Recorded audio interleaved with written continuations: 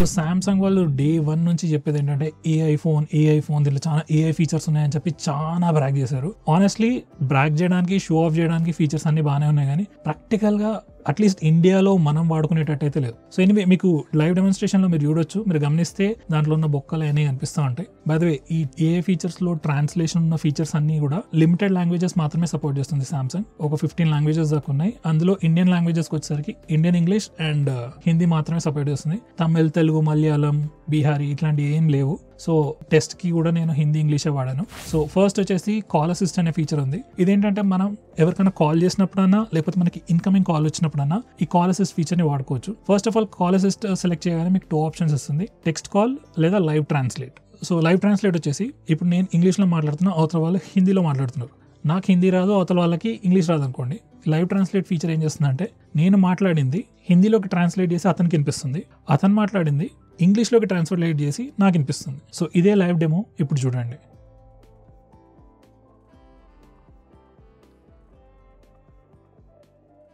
Hi,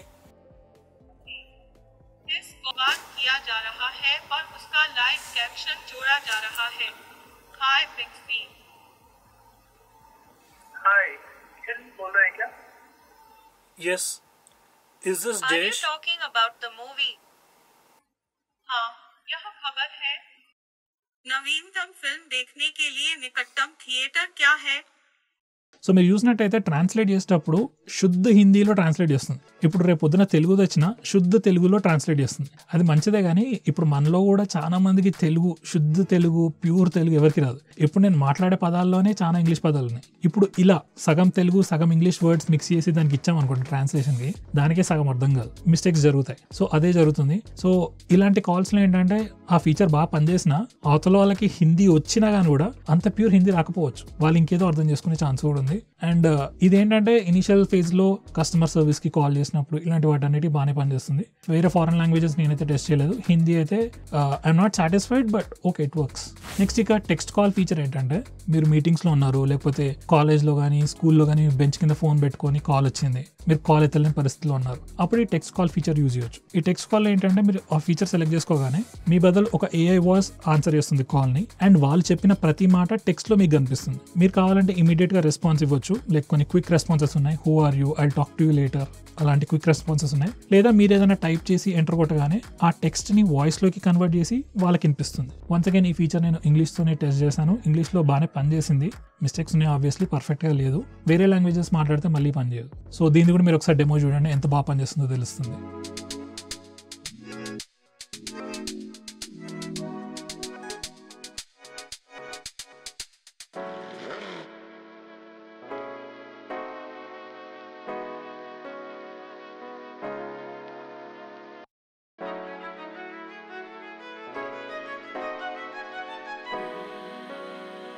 so ఈ 2 features పర్టికులర్లో వచ్చేసి సామ్సంగ్లో flagship features లాగా బాగా బూస్ట్ చేస్తున్నారు, కానీ ఎంత బాగా పనిచేస్తున్నాయో మీరే చూస్తారు కదా.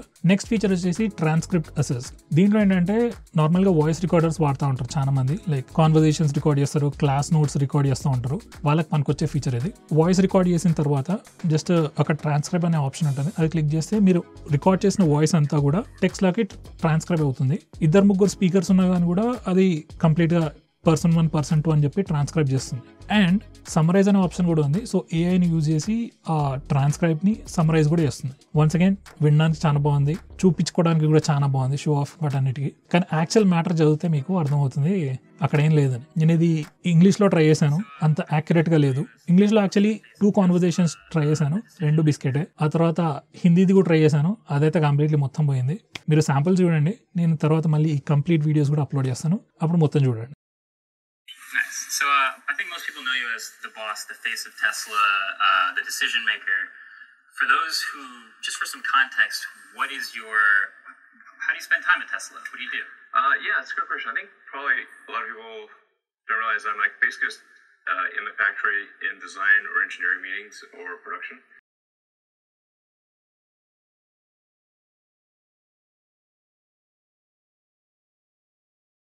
సో ఓవరాల్ గా నైస్ ఫీచర్స్ చూపెట్టుకోవడానికి, నాట్ సో ప్రాక్టికల్. నెక్స్ట్ వచ్చేసి పనికొచ్చే ఫీచర్ల గురించి మాట్లాడితే చాట్ అసిస్టెంట్ ఒక ఫీచర్ ఉంది, అది పనికొస్తుంది అండ్ బాగానే పనిచేస్తుంది కూడా. సో ఇది మెయిన్లీ ఎవరితోనైనా మాట్లాడినప్పుడు చాట్స్ లో కానీ ఈమెయిల్స్ రాయడంలో కానీ మీకు హెల్ప్ అవుతుంది. బేసికలీ సామ్సంగ్ కీబోర్డ్ వాడిన ప్రతి చోట మీకు ఈ ఫీచర్ పనికొస్తుంది. లేకపోతే మీరు ఎవరికైనా మెసేజ్ చేస్తున్నారు, టెక్స్ట్ బాక్స్ క్లిక్ చేయగానే మీకు సామ్సంగ్ కీబోర్డ్ వచ్చేస్తుంది, మీరు రాసేదంతా రాయండి హాయ్ హౌ ఆర్ యూ అని చెప్పి. తర్వాత టెక్స్ట్ అసిస్ట్ బటన్ కొట్టగానే మీకు ఆప్షన్స్ ఇస్తుంది, మీరు అక్కడ నుంచి రైటింగ్ స్టైల్స్ సెలెక్ట్ చేసుకోవచ్చు. బేసికలీ పర్సనలైజ్డ్ కావాలా, ఇండివిజువల్ లాగా కావాలా, ఫనీగా ఉండాలా, టెక్స్ట్ ప్రొఫెషనల్గా ఉండాలా, బేసికలీ రైటింగ్ స్టైల్ని మార్చేస్తుంది. అదే మీరు సోషల్ మీడియా యాప్స్లో రాస్తున్నారు అనుకోండి, అదే ఆటోమేటిక్గా హ్యాష్ ట్యాగ్స్ కూడా జనరేట్ చేస్తుంది. ఈ యొక్క ఫీచర్ నాకు బాగా నచ్చింది. లైక్ గూగుల్లో ఇస్తే ఇన్స్టాగ్రామ్లో అట్లా పోస్ట్ చేసినప్పుడు మాకు ఈజీ అవుతుంది. సో ఆ ఫీచర్ ఒకటి బాగుంది. తర్వాత మీరు రాసిన దాంట్లో గ్రామర్ మిస్టేక్స్ ఉన్నాయా, స్పెల్లింగ్ మిస్టేక్స్ ఉన్నాయా కూడా చూపిస్తుంది. అండ్ ఫైనలీ సామ్సంగ్ వాళ్ళది ఎస్ నోట్స్ అనే యాప్ ఉంది నోట్స్ రాసుకోవడానికి. బేసికలీ మీ దగ్గర S24 Ultra ఉంటే చాలా మంది ఎస్ పెన్ తో ఎస్ నోట్స్ లోనే రాస్తారు. సో ఒకవేళ మీ దగ్గర S24 లో ఎస్ పెన్ లేదు కాబట్టి మీరు నార్మల్ గా ఎస్ నోట్స్ యూజ్ చేస్తున్నట్టయితే మీరు దాంట్లో మన టెక్స్ట్ రాసుకున్నారనుకోండి, దాంట్లో కూడా మీరు ఈ చాట్ అసిస్ట్ ని వాడుకోవచ్చు. First of all once again మీరు రాసిందంతా కూడా రైటింగ్ స్టైల్ మార్చుకోవచ్చు, గ్రామర్ మిస్టేక్స్ ఉన్నాయా, స్పెల్లింగ్ మిస్టేక్స్ ఉన్నాయా చెక్ చేసుకోవచ్చు. అండ్ ఫైనలీ వాటికి హెడర్స్, బుల్లెట్ పాయింట్స్ కూడా పెట్టుకోవచ్చు. లైక్ మీరు టెక్స్ట్ రాసేటప్పుడు నార్మల్గా గ్రోసరీస్ లిస్ట్ ఉంది అనుకోండి, ఎగ్స్, బ్రెడ్, వీట్ అట్లా సంథింగ్ ఏవో రాసుకుంటూ వెళ్ళిపోయారు. ఇదే టెక్స్ట్ ఏఐకి ఇస్తే అది మంచి హెడింగ్ పెట్టి బుల్లెట్ పాయింట్స్ పెట్టి నీట్గా కనిపించేటట్టు చేస్తుంది. ఇదంతా ఆటోమేటిక్గా చేస్తుంది. సో అదొక good feature. Once again normal యూజర్స్కి పెద్ద పనికి రాకపోవచ్చు, కాకపోతే మీరు ఆఫీస్ వర్కర్ అనుకోండి, మీ బాస్ ఏమైనా లిస్ట్ ఇచ్చాడు, లేకపోతే మీరు మీ బాస్కి కానీ మీ కొలీగ్స్కి కానీ ఏదైనా లిస్ట్ పంపించాలి, ర్యాండమ్గా ఏదో మన ఫ్రెండ్స్కి పంపించినట్టు SMS లాగా పంపించకుండా కొంచెం ఈ ఏఐ వాడేసి హెడర్స్, బుల్లెట్ పాయింట్స్ యాడ్ చేయమంటే ఆటోమేటిక్గా సెకండ్లో యాడ్ చేసేస్తే అవతల చూసినప్పుడు అరే భలే చేసాడే అనిపిస్తుంది. సో అలాంటి వాళ్ళకి పనికొస్తుంది. నెక్స్ట్ గూగుల్ వాళ్ళతో కొలాబరేట్ అయ్యి వీళ్ళు ఒక కొత్త ఫీచర్ తీసుకొచ్చారు, సర్కిల్ టు సెర్చ్ అని చెప్పి. మీరు నావిగేషన్స్ బటన్ వాడితే హోమ్ బటన్ ప్రెస్ చేయొచ్చు, లేదా జెస్చర్స్ వాడితే కింద ఒక బార్ వస్తుంది, అది లాంగ్ ప్రెస్ చేయొచ్చు. అది చేసినప్పుడు స్క్రీన్ ఫ్రీజ్ అవుతుంది. ఫ్రీజ్ అయిన తర్వాత మీరు జస్ట్ సర్కిల్ చేస్తే సర్కిల్ చేసిన ఆబ్జెక్ట్ ని సెర్చ్ చేసి ఆ ప్రోడక్ట్ గురించి ఇన్ఫర్మేషన్ కానీ బై లింక్స్ కానీ అన్ని ప్రొవైడ్ చేస్తుంది. So super fancy feature. కాకపోతే మనకి రెగ్యులర్ ఆండ్రాయిడ్ ఫోన్స్ లో కూడా ఉంటుంది.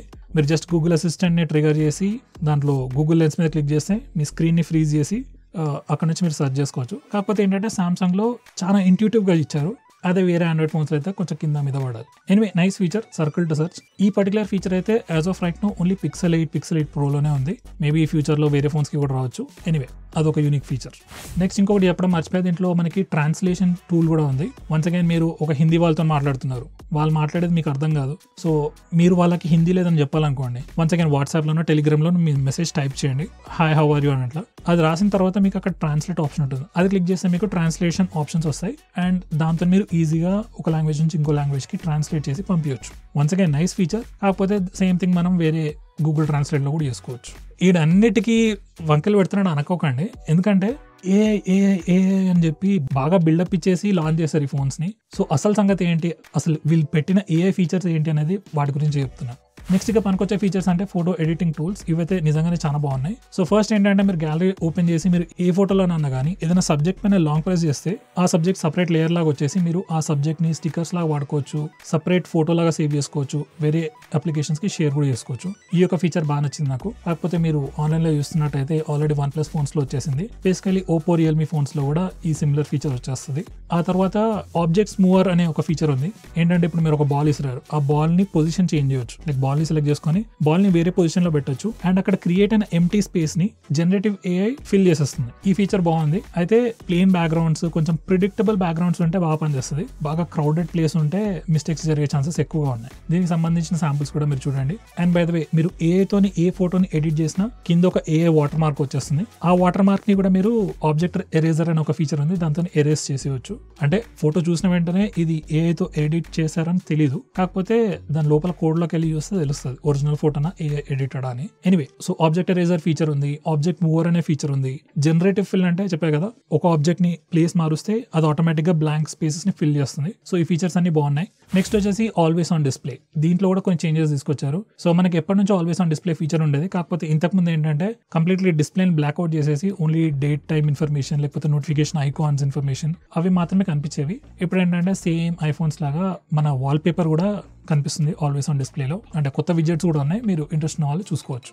అండ్ వాల్ పేపర్స్ విషయంలో కూడా సామ్సంగ్ వన్స్ అగైన్ గూగుల్తో కొలాబరేట్ అయ్యి ఒక generative AI based wall papers system తీసుకొచ్చింది. దీంట్లో ఏంటంటే మీకు ఒక సెంటెన్స్ ఇచ్చేస్తుంది, ఆ సెంటెన్స్ లో కొన్ని వర్డ్స్ చేంజ్ చేసి మీరు ఒక బ్రాండ్ న్యూ వాల్ పేపర్ మీరే క్రియేట్ చేసుకోవచ్చు. ఆ వర్డ్స్ అన్ని ఫిక్స్డ్ వర్డ్సే, like I want rainy day, sunshine day, wintry day, ఇలా ఫిక్స్డ్ వర్డ్స్ ఉంటాయి. కాకపోతే మీకు నచ్చిన వర్డ్ని సెలెక్ట్ చేసుకొని దాని ప్రకారం వాల్ పేపర్ని చేంజ్ చేసుకోవచ్చు. బేసికలీ జనరేటివ్ ఏఐని యూజ్ చేసి కొత్త వాల్ పేపర్ తయారు చేస్తున్నారు అన్నట్టు.